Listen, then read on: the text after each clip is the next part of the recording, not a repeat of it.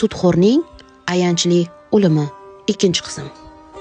O'sha kuni 40 chelik suv bilan ham o'likni poklasha olishmadi va ishini tugata olmagan g'assol ketib qoldi va o'rniga boshqa g'assolni olib kelishdi.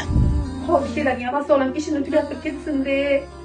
Shu iloyim tezroq ishlarni tugataylik. Assalomu alaykum. Assalomu alaykum egachi. Yaxshimisiz? Yaxshi keldingizmi egachi? Kiring, o'ting egachi. Alloh sabr bersin. Yaxshimisizlar? Voy, nimani hidi kelyapti? Juda oynani ochsanglar bo'lar ekan, juda g'alati. Ochuv egachi. Sizdan oldingi kelgan g'assolam ishlarni tugata olmay ketdilar. Najosat to'xtamayapti, najosat.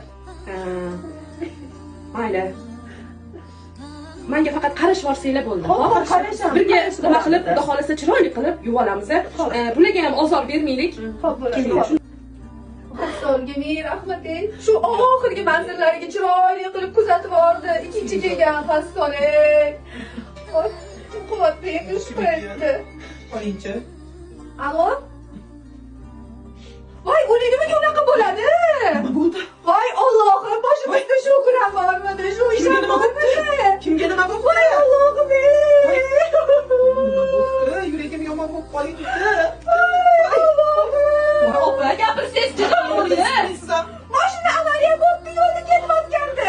Mayit uchun arovga tushibdi, panchiqqa tushibdi mayit. Mayit ham sarson bo'lib ketdi. Voy, opa, nimaga unaqa bo'ldi? Necha marta aytdim, foizga pul bermalaring. Berma dedim senga, aytdim necha marta. Bermalaring shu foizga dedim senga, nimaga foizga pul bermayapsan? Tavba qiling. Foizga berding, birov so'rasa faqat foizga berding. Tavba qil. O'chini toplaring, yo'quvchiga telefon qil. Voy, bu ishlardan qaytaman, hech kimga foizga pul bermayapti.